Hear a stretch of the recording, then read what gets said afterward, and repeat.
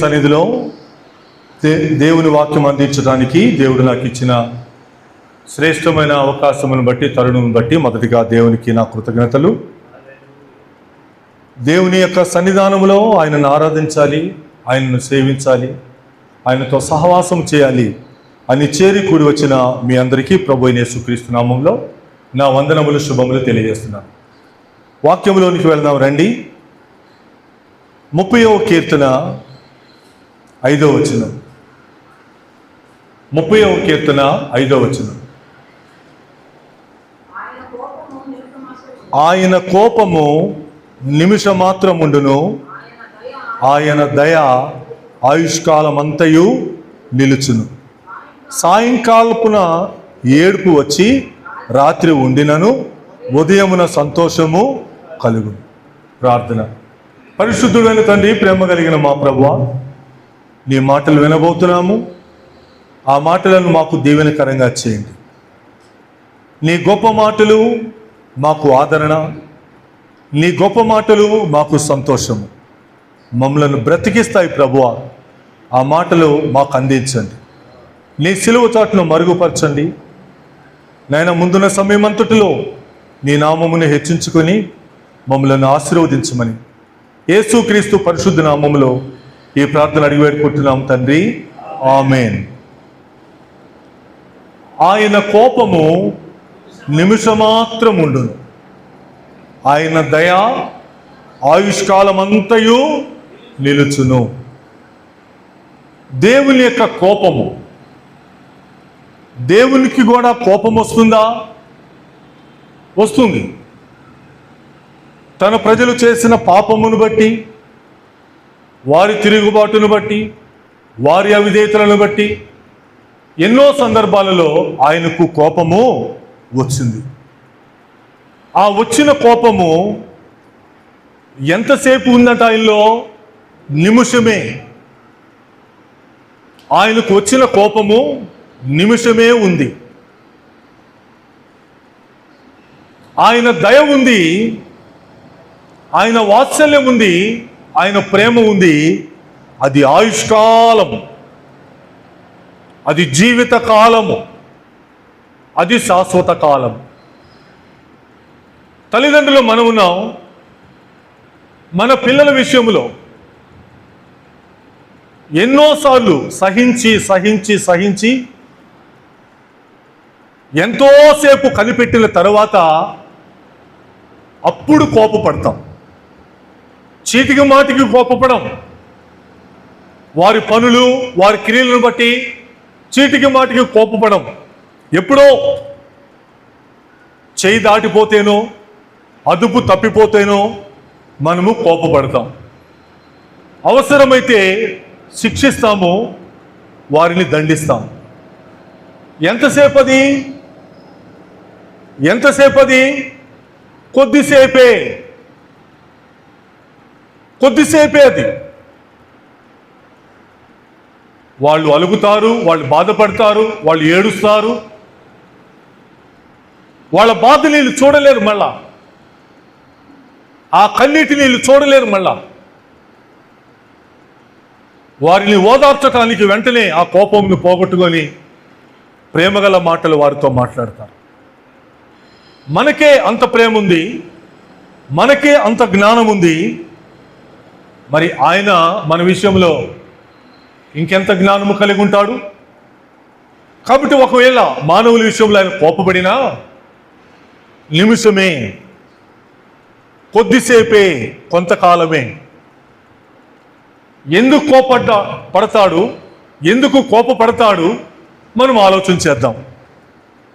ప్రియమైన వాళ్ళరా, 103వ కీర్తన కూడా చూద్దాం రండి. 9వ వచనం. 103వ కీర్తన 9వ వచనం. ఆయన ఎల్లప్పుడూ కూడా వ్యాజ్యమాడేవాడు కాడు.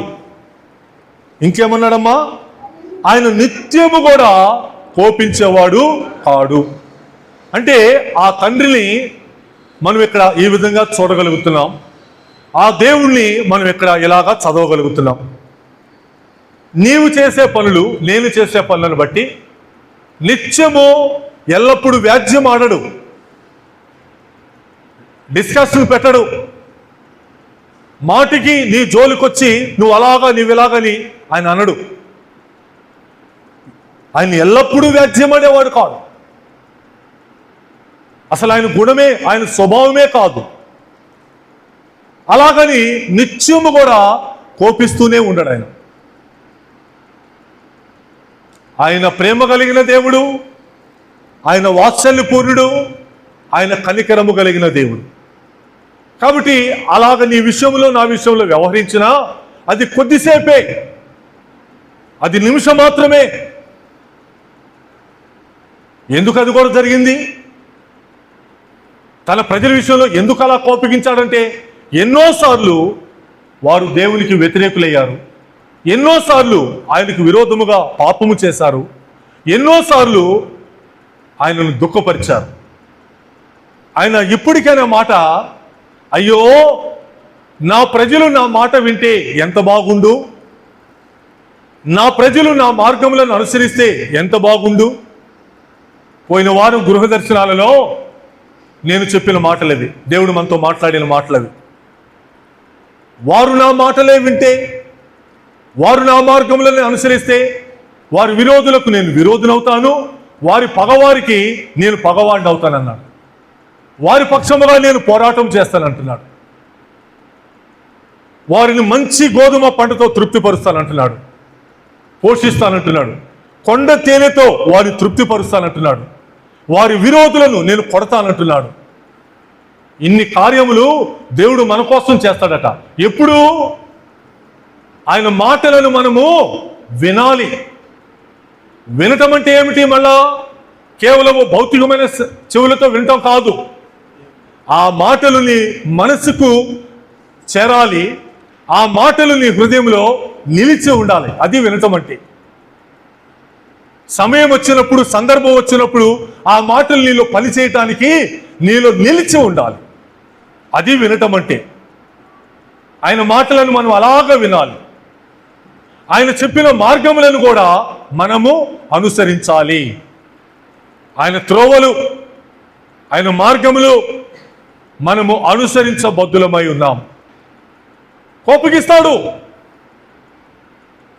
ఆయన ఎల్లప్పుడూ కోపగించకపోయినా, నిత్యము కోపగించకపోయినా ఏదో సమయంలో కోపగిస్తాడు.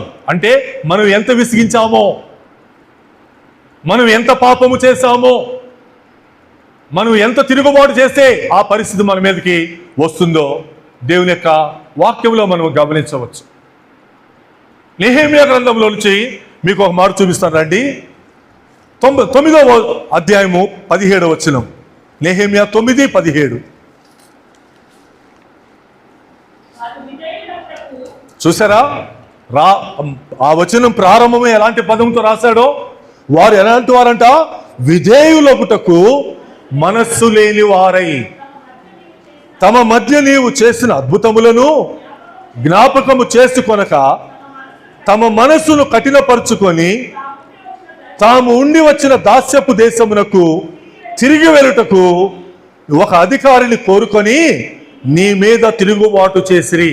అంటే ఇక్కడ దేవునికి వారి మీద కోపము రావటానికి ఒక బలమైన కారణము ఇక్కడ మనం చూస్తున్నాం. వారు విధేయులగుటకు మనసు లేదు, ఆయన మాటలు వినటానికి మనసు లేదు, ఆయన ఏమి బోధిస్తున్నాడో ఆ బోధ వినటానికి వాళ్ళకి చెవులు లేవు. ఇప్పుడు తమ మధ్య నీవు చేసిన అద్భుతములను కూడా వారు జ్ఞాపకము చేసుకోలేదు. ఎన్ని అద్భుతములు చేశాడో, ఎన్ని ఆశ్చర్యకార్యములు చేశాడో, ఎన్ని సూచక క్రియలు వారి మధ్య చేశాడో అవి వాటిని జ్ఞాపకము చేసుకోవటానికి కూడా వారికి సమయం లేదట. తమ మనసును కఠినపరుచుకున్నారు. చూసారా? వాళ్ళ వైఖరి, వాళ్ళ దృక్పథము, వాళ్ళ యొక్క మనస్సు ఎంత ఘోరమైనదో. ఇప్పుడు అలాగా వారి విషయంలో జరిగింది. వారు దేవుని విషయంలో అలా చేశారు. ఇప్పుడు ఏం చేశారంట? తాము ఉండి వచ్చిన దాస్యపు దేశమునకు తిరిగి వెళ్ళాలి. ఇప్పుడు తిరిగి వెళ్ళటం కోసమైనా దేవుడు విడిపించింది. 40 సంవత్సరములు వారి బానిసత్వంలో మీరు ఉన్నారే, 40 సంవత్సరములు వారి సంఖ్యల కింద మీరు నలిగిపోయారే, 40 సంవత్సరములు వారి బరువులు మీరు మోసారే. మీ మొర చేరితే కదా దేవుడు దిగి వచ్చాడు. ఆ రోజు నా ప్రజలని కష్టాలు నేను చూశాను, వారి మొర నా దగ్గరికి వచ్చింది, వారిని విడిపించుటకు నేను దిగి వచ్చానన్నా అన్నాడు దేవుడు. నేను ఎన్నోసార్లు ఆ పదం చూపించా మీకు. నేను దిగి వచ్చానన్నాడు. మరి అలా దిగి వచ్చిన దేవుడు వారిని విడిపించాడు కదా. ఇప్పుడు ఎక్కడి నుంచి అయితే విడిపించాడో, ఏ దాస్యపు గృహమునైతే విడిపించాడో, ఏ దాస్యపు దేశంలో విడిపించాడో, మరలా వారు ఏం చేశారంట? అక్కడికే తిరిగి వెళ్ళాలి. ఏమిటి ఈ ప్రవర్తన? ఏమిటి పరిస్థితి? నిన్ను విడిపించింది, నిన్ను రక్షించింది, నిన్ను అక్కడి నుంచి తీసుకుని వచ్చింది మరలా వెళ్ళటం కోసమేనా? ఆ ఎర్ర సముద్రమును పాయలుగా చేసి నీకు మార్గమును సృష్టించి అద్భుతములు సూచక క్రియలు దేవుడు చేసింది అందుకేనా? నీ వెంటబడిన శత్రువులలో ఏ ఒక్కడిని కూడా మిగలనీయకుండా సముద్రంలో ముంచి వేసింది అందుకేనా? ఇంత గొప్ప దేవుడు నీ జీవితంలో ఇన్ని అద్భుతాలు చేస్తే, ఓ ఇశ్రాయేలు ఏం చేస్తున్నారు మీరు?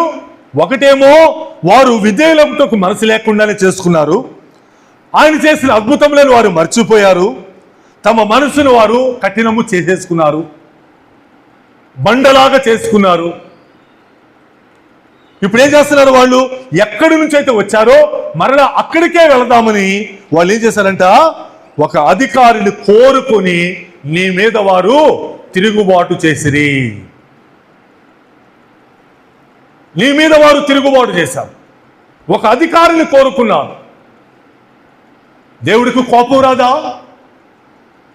ఇన్ని పనులను వాళ్ళలో చూస్తున్నాడు దేవుడు. ఈ క్రియలను, ఈ పరిస్థితులను దేవుడు చూస్తున్నాడు. కోపం రాదా? బైబిల్లో ఒకే ఒక్క పాపమునకు దేవుడు చోటిచ్చాడు. ఒకే ఒక్క బలహీనతకు చోటిచ్చాడు. ఏమిటో తెలుసా? కోపపడుడి దాన్ని పాపం చేయొద్దన్నాడు. ఆయన అదే చేశాడు. కోపపడ్డాడు, కానీ అది పాపములాగా ఆయన మలుచుకోలా. సూర్యుడు అస్తమించే వరకు మాత్రమే ఆ కోపం మీలో నిలిచి ఉండాలి. ఒక నిమిషము మాత్రం, అంతసేపు మాత్రమే ఆ కోపము మీలో నిలిచి ఉండాలి. ఇంత దుర్మార్గములకు వారు ఒడిగట్టారే, ఇంత పాపం వారు చేశారే. ఇప్పుడు ఏం చేస్తున్నాడు చూడండి, 17వ వచనం మిగతా భాగం. అయితే వారు నువ్వు అంత చేసినా, అయితే నీవు క్షమించుటకు సిద్ధమైన దేవుడవు, వాత్సల్యతలు గలవాడవు, దీర్ఘశాంతమును బహుకృపయు గలవాడవై ఉండి వారిని విసర్జింపలేదు. చూసారా? ఆయన కోపము నిమిషమే వారి విషయంలో. ఆయన కోపము కొద్దిసేపే. తిరుగుబాటేసేశారు, ఆయనను తృణీకరించారు. ఇప్పుడు ఆయన క్షమించుటకు సిద్ధ మనసు కలిగి ఉన్నాడు. వారి దోషములు, వారి అవిధేయతలు, వారి తిరుగుబాటులు, వారి కఠిన హృదయం ఎంతసేపు అయినా, ఎంత ఘోరమైనా కానీ ఆయన ఎటువంటి వాడు? క్షమించేవాడు. కొద్దిసేపే ఆ కోపమును వారి మీద చూపాడు, కొంతకాలమే ఆ కోపమును ఆయన మీద వారి మీద చూపాడు. క్షమించుటకు సిద్ధమైన మనసు, వారిని అర్థము చేసుకొని మరలా వారిని క్షమించుటకు సిద్ధమైన మనసు కలిగిన వాడు, దయావాత్సల్యతలు కలిగిన వాడు, దీర్ఘశాంతుడు, బహుకృప కలిగిన వాడు వారిని విసర్జించలేదు. ప్రియమైన దేవుని ప్రజలారా, తన ప్రజల విషయంలో ఆయన చూపిన ప్రేమ అంత గొప్పది. నిమిషమే కోప్పడ్డాడు. వారిని విసర్జించింది కూడా నిమిషమే. వారికి దెబ్బ తగిలింది కూడా నిమిషమే. ప్రియమైన దేవుని ప్రజలారా, కొన్ని పరిస్థితులలో మనకు శ్రమలు వస్తాయి, కొన్ని పరిస్థితులలో మనకు బాధ వస్తుంది, కొన్ని పరిస్థితులలో మనము శోధించబడుతూ ఉంటాం. 3 కారణాలు బాగా గుర్తుపెట్టుకోండి. 1, పాపము చేస్తే వస్తుంది ఆ శ్రమ, బాధ. 2, నీవు విశ్వాసములో బలపరచబడటానికి వస్తుంది. 3, దానిని బట్టి దేవుడు మహిమపరచబడటానికి అది నీకు అనుమతించబడుతుంది. 3, నువ్వు పాపమైనా చేస్తుండాలి, నీవు బలపరచబడటానికైనా అది వచ్చి ఉండాలి, లేకుంటే దాని ద్వారా దేవుడు పరచబడటం కోసమైనా అది రావాలి. వెండికి మూస, బంగారముకు కొలిమి తాను పొందిన కీర్తి చేత నరుణ్ణి పరిశోధింపవచ్చు. వెండిని పరిశోధించేది మూస, బంగారమును పరిశోధించి మెరుగుపట్టేది కొలిమి. మనలను పరిశోధించి మనలను పరిపూర్ణంగా చేసేది శోధన, పరీక్ష. తాను పొందిన కీర్తి, తాను పొందిన భక్తి, తాను పొందిన విశ్వాసమును బట్టి వాడు పరీక్షింపబడతాడు. నిలబడతాడా? ఈ పరీక్షలో నిలబడగలడా? ఈ పరీక్షను ఎదిరించగలడా? 3 కారణాల చేత మీ జీవితంలో, మన జీవితంలో శ్రమలు వస్తాయి. కాబట్టి పరిశోధన చేసుకొని ఆ శ్రమలో మనము దేవునికి ప్రార్థన చేసి ఆయన అనుమతిని కోరుకుందాం. ప్రభువా, నాకెందుకు వచ్చింది బాధ? నాకెందుకు వచ్చింది నొప్పి? నేనేమైనా పాపం చేశానా? నేనేమైనా తిరుగుబాటు చేశానా? నీ కోపం ఎందుకు నా మీదకి వచ్చింది? ఇలా జరగటానికి కారణం నేనేమైనా పాపమా? ఓకే, క్లియర్ చేసుకుందాం. రెండోది, ఒకవేళ ప్రభువా నేను పాపం చేయలేదు నిజమే, నేను తిరుగుబాటు చేయలేదు నిజమే, నేనేమైనా బలపరచబడటం కోసం వస్తున్నాయా? ఈ పరిస్థితి నేను ఇంకా నేర్చుకొని, నేను ఇంకా పరిపూర్ణుడు అవ్వాలని, నేను ఇంకా బలపడాలని వచ్చిందా? నీకు వందనాలు అని అడగండి, ప్రార్థన చేయండి. ఇక అది కూడా దాటి నీవేమైనా మహిమ పొందబోతున్నావా ప్రభువా? యోబు ద్వారా మహిమ పొందాడు దేవుడు. ఆయనకు వచ్చిన శ్రమను బట్టి దేవుడు మహిమ పొందాడు. అలాగేమైనా మహిమ పొందుతావా ప్రభువా? ఈ శ్రమకు కారణం ఏమిటి అని చెప్పేసి మనము పరీక్ష చేసుకోవాలి. అంతే తప్ప ఈరోజు మానవులు ఏం చేస్తున్నారో తెలుసా? తప్పు ఎక్కడ ఉందో తెలుసుకోవటానికి బదులు, తప్పు ఎక్కడుందో తెలుసుకోవటానికి, నేర్చుకోవటానికి బదులు, దేవుని దగ్గరకు వెళ్ళి ఇది ఎందుకు వచ్చింది, ఇది ఎందుకు కలుగుతుంది అని నేర్చుకోవటానికి బదులు వ్యర్థులైన మానవుల దగ్గరకు వెళ్ళి, వ్యర్థమైన మనుషుల దగ్గరకు వెళ్ళి, నా కుటుంబంలో శ్రమ ఎందుకు వచ్చింది చెప్తారా మీరు? నా కుటుంబంలో ఈ నష్టం ఎందుకు వచ్చింది చెప్తారా మీరు? వాడుందే అక్కడ అందుకు. నువ్వు ఏ అనుమానం తేల్తావో, నువ్వు ఏ ఆలోచనతో వెళ్తావో నిన్ను బాగా పట్టుకుంటాడు.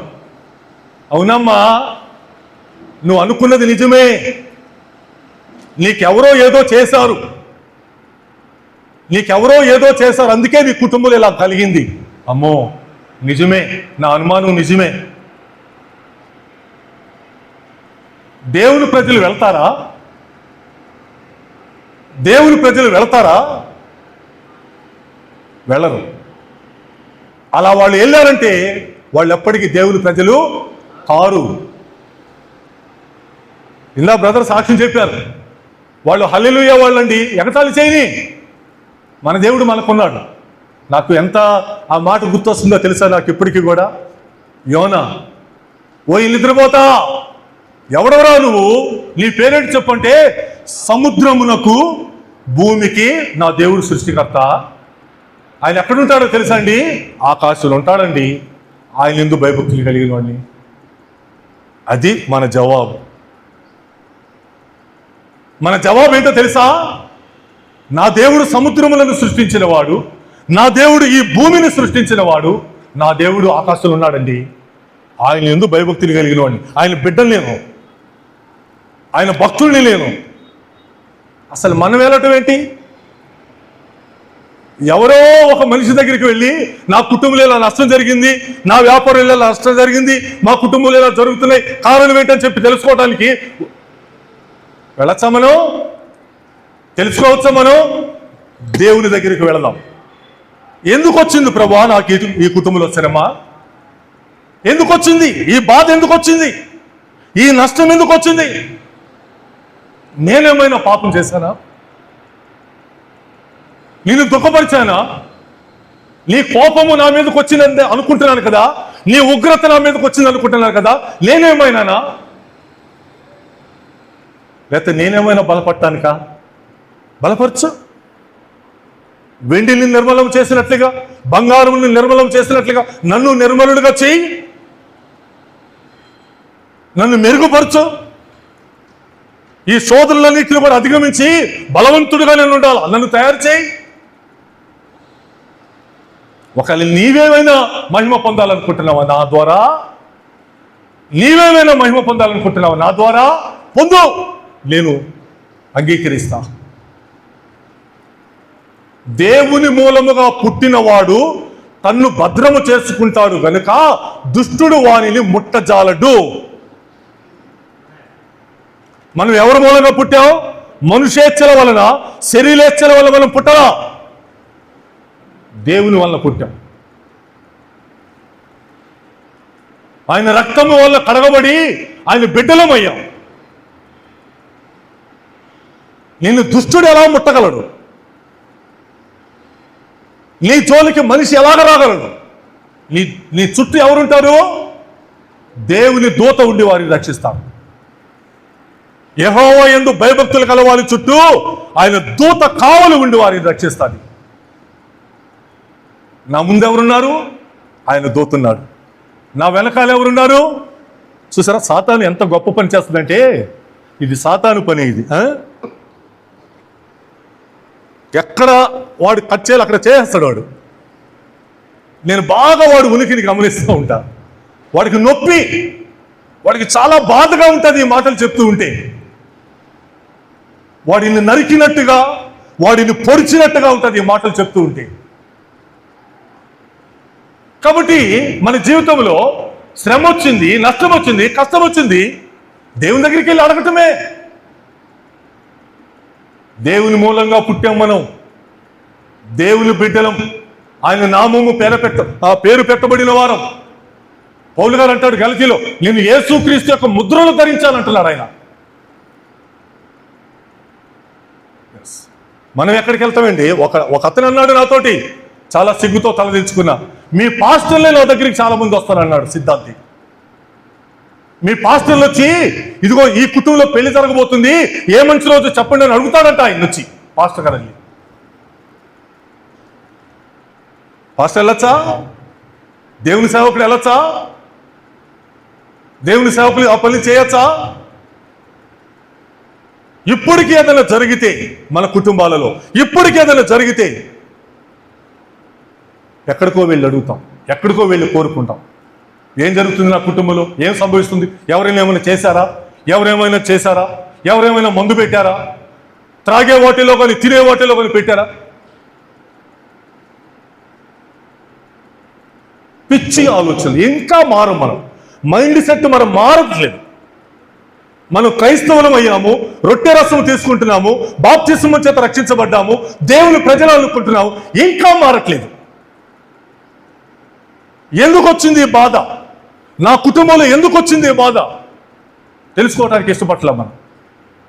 వ్యర్థమైన ఆలోచనలు. అందుకంటాడు వచ్చట, యెరూషలేమా ఎన్నాళ్ళ మట్టుకు నీ దురభిప్రాయములు నీకుంటాయి. ఎంతకాలం ఆ దురభిప్రాయములు, ఎంతకాలం ఆ దుష్టాలోచనలు నీ హృదయంలో కడుక్కో. ప్రియమైన దేవుని ప్రజలరా, కాబట్టి ఇప్పుడు ఆయన కోపగించాడు.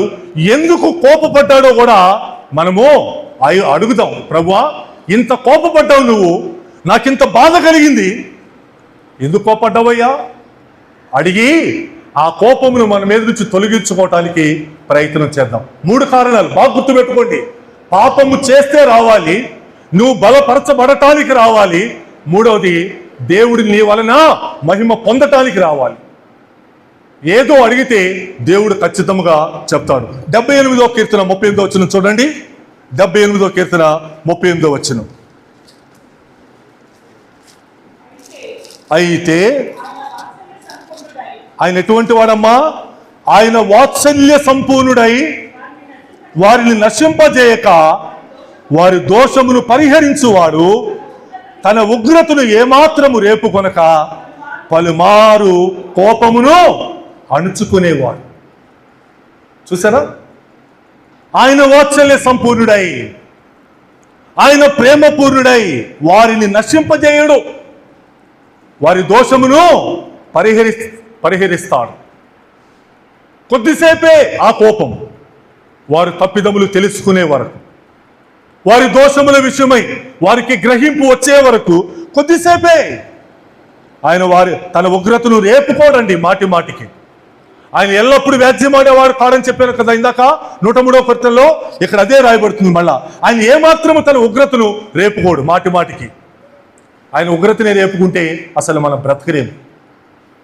ఆయన ఉగ్రత ఎదుట మనం నిలబడలేం. ఆయన అంటున్నాడు, పలుమార్లు ఆయన కోపం ఏం చేస్తున్నాడంట? అణుచుకుంటున్నాడు. ప్రతిసారి నీ మీద ఆ కోపమును ప్రదర్శిస్తే ఈ భూమి మీద మనము నిలబడం, ఈ భూమి మీద ఉండలేం.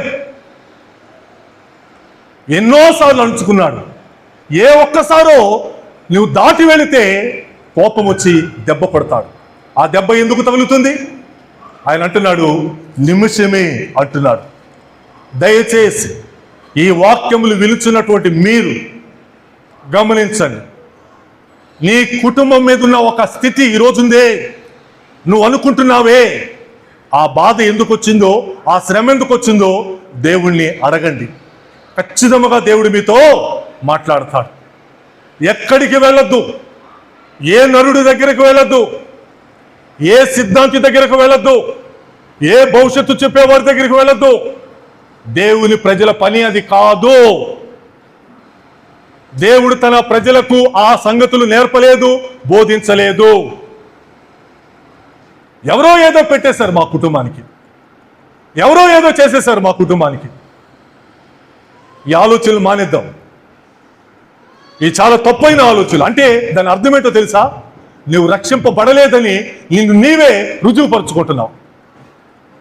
నువ్వు రక్షింపబడాలా? నువ్వు రక్షింపబడితే నీ చుట్టూ దేవుడి దూతలు ఉంటారు. నీ ప్రక్క 1000 మంది పడవచ్చు, నీ కుడి ప్రక్క 10,000 మంది కొలవచ్చు. అపాయం నీ యొద్దకు రాదు, శ్రమ నీ యొద్దకు రాదు, శత్రువు నీ యొద్దకు రాడు. కారణము ఆయన కంచె నీ చుట్టూ అంత బలంగా ఉంటాడు. దుష్టుడు వారిని ముట్టజాలడు అన్నాడండి. దేవుని యొక్క భద్రత మన చుట్టూ ఉంటుంది, దేవుని కాపుదల మన చుట్టూ ఉంటుంది. ఎవరేం చేయలేరు. ఎవరేదో నీకు పానీయంలో కల్పించినంత మాత్రాన, ఎవరో ఏదో నీకు పదార్థాలు పెట్టి తినిపించినంత మాత్రాన నువ్వేది అయిపోవు. ఒకవేళ వాళ్ళు పెట్టే ఇచ్చినా అది ఏమీ చేయదో. ఒకళ్ళు పెట్టే ఇచ్చారనుకో, ఒకళ్ళు వారు చేసింది నిజమే అనుకో, నువ్వెవరివి? జీవము గల దేవుని బిడ్డవు. నువ్వు జీవము గల దేవుని యొక్క కుమారుడవు, కుమార్తెవు. నీ చుట్టూ ఆయన దూతలు ఉంటారు. ఏది వచ్చి నిన్ను తాకదు, ఏది వచ్చి కూడా నిన్ను ముట్టదు. ఆయన కోపం ఎందుకు పడ్డాడో ఆ కోపం గురించి మీరు ఎంక్వైరీ చేయండి. అది కూడా నిమిషమే అంటున్నాడు కదా, తీసివేస్తాడు, తొలగిస్తాడు. ఆయన వాత్సల్యపూర్ణుడు. ఆయన పలుమార్లు ఏం చేస్తున్నాడంట? కోపమును అణుచుకుంటున్నాడు. నువ్వు ఇంకా దానికి మించి పాపము కూడగట్టుకునేటట్టుగా చేసి ఇప్పుడు జరిగిందే నష్టము, జరిగిందే ఒక అపాయము, జరిగిందే ఒక కీడు, అది ఎందుకు వచ్చిందో తెలుసుకోవటానికి పోయి కారణము నువ్వు ఇంకా దానికి పాపమును మూటగట్టుకుంటే, అది ఎందుకు వచ్చిందో తెలుసుకోవటానికి ఇంకా ఏదో ఎక్కడికో వెళ్ళాలనుకుంటే నువ్వు మరింత ఆయన కోపమును రేపేవాడివి, నువ్వు మరింత ఆయన కోపమును రేపేదానివే. వద్దు, ఆయన కోపమును తొలగించుకుంటాడు. ఆయన దగ్గరకు వస్తే ఖచ్చితముగా ఆయన జాలి మన మీద చూపిస్తాడు. ఎంత ప్రేమ కలిగిన మాటో ఒక చోట రాయబడింది, చూపిస్తాడంటే సందర్భాన్ని. యెషయా గ్రంథము 54వ అధ్యాయము 6, 7, 8 వచనాలు. యెషయా గ్రంథము 54వ అధ్యాయం. చదువమ్మా. నీ దేవుడు ఈ మాట సెలవిచ్చుచున్నాడు, విడువబడి దుఃఖాక్రాంతురాలైన భార్యను పురుషుడు రప్పించున్నట్లు, తృణీకరింపబడిన యవనపు భార్యను పురుషుడు రప్పించున్నట్లు యెహోవా నిన్ను పిలుచుచున్నాడు. నీ శ్రమ నుండి రా, నీ బాధ నుండి రా. అయ్యా నువ్వు ఏడుస్తున్నావా? అమ్మా నువ్వు ఏడుస్తున్నావా, ఎందుకు ఏడుస్తున్నావో? ఆయన పోల్చిన పోలిక ఎంత అద్వితీయమైనదో చూడండి. విడవబడి దుఃఖాక్రాంతురాలైపోయిందంట ఆ భార్య. విడవబడింది, నిందించబడింది, దోషారోపణ చేయబడింది, గెంటివేయబడింది. ఏ స్త్రీ అయినా, ఏ భార్య అయినా ఏం చేస్తుంది? ఏడుస్తుంది, బాధపడుతుంది, దుఃఖపడుతుంది. మరలా మా ఆయనకు, నా భర్తకు ఎప్పుడు నా మీద ప్రేమ పుడుతుంది ఎదురు చూస్తుంది. ఈ లోకంలో ఎన్ని ఆమెకు ఆ సమయంలో ఇచ్చిన ఆ లోటును భర్తీ చేయలేదు. ఈ లోకంలో ఎన్ని ఆమె సమకూర్చుకోగలిగినా తన భర్త లేని స్థితిని మరలా పొందుకోలేదు. ఇప్పుడు అందుకే అక్కడ రాయబడుతున్న మాట, విడువబడి దుఃఖాక్రాంతులైపోయిన స్త్రీని, భార్యను పురుషుడు ఎలాగ రప్పిస్తాడో, ఎలాగ రమ్మంటాడో, ఎలా చేర్చుకుంటాడో చూడండి ఆ పోలికలు. రెండోది మాట, తృణీకరింపబడిన భార్య, యవనపు భార్య. ఆమె తృణీకరించబడింది. ఏ తప్పిదము చేసిందో, ఏ పాపము చేసిందో, ఏ దోషము చేసిందో తృణీకరించబడింది. నాకు అక్కర్లేదు అనిపించుకున్నది. ఇప్పుడు ఆ భార్యను ఏం చేస్తారంట? పురుషుడు మళ్ళా రప్పిస్తున్నాడు. ఆ రోజు ఆయన చూపిన కోపము కొద్దిగే, ఆ రోజు ఆయన చూపిన కోపము కొంతసేపే. ఇప్పుడు ఆ భార్యను తిరిగి రమ్మంటున్నాడు ఆ భర్త. ఎంత అద్భుతమైన మాట అండి. ఒక భార్యను ఆ మాటలు ఎంత ఊరడిస్తాయో కదా, ఎంత ఆదరిస్తాయో కదా. మా ఆయన ఎప్పుడు రమ్మంటాడో, మా ఆయన ఎప్పుడు పిలుస్తాడో, మా ఆయన ఎప్పుడు నాకు చోటిస్తాడో. అలాగ నేను నిన్ను పిలుస్తున్నాను, యెహోవా నిన్ను పిలుస్తున్నాడు. ఈరోజు ఆయన ఉగ్రత నీ మీదకి వస్తే, ఆయన కోపం నీ మీదకి వస్తే నువ్వు బాధపడుతున్నావు కదా. నిమిషమే ఆ కోపం, నిన్ను తృణీకరించింది నిమిషమే, నిన్ను దూరము చేసింది, నిన్ను విడిచింది కొద్దిసేపే. మరలారా అంటున్నాడు దేవుడు. నువ్వు అలాగే ఉండిపోవమ్మా ఓ భార్య. ఆ భర్త పిలుస్తున్నాడు తన భార్యను. ఆయన అంటున్నాడు 7వ వచనంలో, నిమిషమాత్రము నేను విసర్జించాను, గొప్ప వాత్సల్యముతో నిన్ను సమకూరుస్తా. ఆ ఎడబాటును, ఆ దూరమును దేవుడు ఒక నిమిషంతో పోల్చాడు. అక్కడ నిమిషమే. ఓ దుఃఖాక్రాంతురాలైన భార్య, ఓ తృణీకరింపబడిన భార్య, తిరిగిరా. నిమిషమే నేను నిన్ను విసర్జించా. మరలా ఇప్పుడు నేనేం చేయబోతున్నాను? గొప్ప వాత్సల్యముతో నిన్ను సమకూరుస్తా, తిరిగి మునుపటి స్థితిని కలిగిస్తా, మునుపటి సంతోషమును, మునుపటి ఆనందమును నీకు కలుగు చేస్తా అని ఎలాగా ఒక భర్త తన స్త్రీని పిలుస్తున్నాడో దేవుడు తన ప్రజలను అలాగే పిలుస్తున్నాడు. కోపపడ్డాడు, ఆయన ఉగ్రత వారి మీదకి వచ్చింది, అది భరించలేకపోతున్నారు. ఇప్పుడు దేవుడు వారిని చూస్తున్నాడు, పిలుస్తున్నాడు మళ్ళా. ప్రియమైన దేవుని ప్రజలారా, 8వ వచనం కూడా చూడండి. మహోద్రేకము కలిగి నిమిషమాత్రము నీకు విముఖుడనైతే అయ్యాను, నిత్యమైన కృపతో నీకు వాత్సల్యము చూపుదునని నీ విమోచకుడగు యెహోవా సెలవిస్తున్నాడు. చూసారా ఎంత విలువైన మాటలో. మహోద్రేకం కలిగింది ఓ యెరూషలేమా, మహోద్రేకము కలిగింది ఓ ఇశ్రాయేలు, మీరు చేసిన పాపము, మీరు చేసిన పనులను బట్టి. ఇప్పుడు నేను మహోద్రేకము కలిగి నిమిషమే నీకు విముఖుడనైపోయా, నిమిషమే నేను నీకు దూరం అయిపోయా. ఇప్పుడు నిత్యమైన కృప. ఏ కృప అండి? ఆయన నిత్యమైన కృప, శాశ్వతమైన ప్రేమతో ఆయన మనల్ని ప్రేమిస్తున్నాడు కనుక విడువక ఆయన ఏం చేస్తున్నాడు? కృప చూపిస్తున్నాడు. నిత్యమైన కృపతో నీకు వాత్సల్యమును చూపుతాను. ఓ నా సంగమా, ఓ నా కుమారుడా, ఓ నా కుమార్తె, నువ్వు బాధపడుతున్నావా? నువ్వు దుఃఖపడుతున్నావా? ఈ శ్రమ, ఈ బాధ నాకు ఎందుకు వచ్చింది అనుకుంటున్నావా? నిన్ను పిలుస్తున్నా. పిలిచాడు ఆ రోజు తన యొక్క యెరూషలేము, పిలిచాడు తన యొక్క ప్రజలను ఆ రోజు దేవుడు. ప్రియమైన దేవుని ప్రజలారా, ఆయన కోపము నిమిషమే, ఆయన దయ తన ప్రజల మీద, తన పిల్లల మీద ఆయనకున్న దయ ఆయుష్కాలం. నువ్వు బ్రతికినంత కాలము ఈ లోకంలో ఉంటాను. నీవు పిల్లల మీద కోపగించిన, వారిని ఒక నిమిషము కొట్టినా, వారి ఎడల నువ్వు చూపించే ప్రేమ జీవిత కాలములకు సంబంధించింది. జీవిత కాలములకు సంబంధించింది అది. నీ దేవుడు కూడా అలాగే పిలుస్తున్నాడు. ప్రియమైన దేవుని ప్రజలారా, ఆయనను గమనిద్దాం, ఆయన ప్రేమను అర్థం చేసుకుందాం. ఒక్క వచనం చెప్పి నేను ముగిస్తాను. హెబ్రీలకు రాసిన పత్రిక 8:12. హెబ్రీలకు రాసిన పత్రిక 8వ అధ్యాయము 12వ వచనం. నేను వారి దోషముల విషయమై దయగలిగి వారి పాపములను ఇక ఎన్నడూ జ్ఞాపకము చేసుకున్నానని ప్రభు సెలవిచ్చుచున్నాడు. ఇక నేను జ్ఞాపకం చేసుకోను. వారి దోషముల విషయం నేను శిక్షించాను, వారి పాపముల విషయమై నేను శిక్షించాను. ఇప్పుడు నేను వారి దోషముల విషయంలో దయ కలిగిన వాడను, నేను ప్రేమ వాత్సల్యత కలిగిన వాడను. ఇక నేను ఎప్పటికీ ఎన్నటికీ వారి పాపములను నేను జ్ఞాపకము చేసు. ప్రేమ కలిగిన తండ్రి, ప్రేమ కలిగిన దేవుడు ఈరోజు నీతో మాట్లాడుతున్నాడు. ఏ శ్రమ ఉంది నీ కుటుంబంలో? ఏ బాధ కలిగింది నీ కుటుంబంలో? ఏ ఇబ్బంది ఎదుర్కొంటున్నావు నీ కుటుంబంలో? నీ జీవితంలో ఏ సమస్య ఎదుర్కొన్నావు?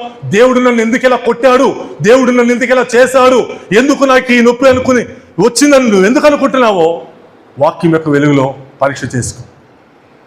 ప్రభువా, నేనేమైనా పాపం చేస్తే నీ మహోద్రేకం నా మీదకి వచ్చిందా? అయినా నువ్వు అంటున్నావుగా, నేను జ్ఞాపకం చేసుకోను, వారి దోషములను నీకు ఎన్నడూ జ్ఞాపకం చేసుకున్నావు, వారిని తిరిగి నేను చేర్చుకుంటాను అంటున్నావు కదా. నన్ను చేర్చుకో ప్రభు. అలాగా నీకు దూరం అయితే ఒక్క నిమిషము కూడా నేను బ్రతకలేనయ్యా. ఆ తృణీకరింపబడిన, ఆ విసర్జించబడిన భార్యలు ఎలాగ తల్లడిల్లిపోతారో అలాగే నేను ఉంటానయ్యా. నువ్వు పిలువా, ఈ శ్రమ నుంచి నన్ను తప్పించవా, ఈ బాధ నుంచి నన్ను తప్పించవా? ఒకళ్ళు ఎందుకో నీవు జవాబు చెప్తే దాన్ని నేను తెలుసుకొని నీ కృపను పొందుకోవటానికి ఎదురు చూస్తానయ్యా అని అడుగుదాం. ప్రియమైన దేవుని ప్రజలారా, నీ జీవితంలో వచ్చే శ్రమలు ఎప్పుడు అలాగే ఉండు. కొద్ది కాలమే, కొద్దిసేపే. ఆ ప్రేమ గల దేవుడు నిన్ను పిలుస్తున్నాడు. ఆ ప్రేమను అర్థం చేసుకుందాం. ఆ నొప్పిని బట్టి ఆయన పాదములను పట్టుకొని అడుగుదాం. ఎందుకు వచ్చిందో ఆయన చెప్తాడు. దాన్ని తీసివేసేవాడు కూడా ఆయనే. నిన్ను నన్ను విడిపించి ఊరట పరుస్తాడు, ఉల్లాసపరుస్తాడు, సంతోషపరుస్తాడు. దేవుడే ఆ భాగ్యమును నీకు నాకు మనందరికి అనుగ్రహించునుగాక. ఆమేన్.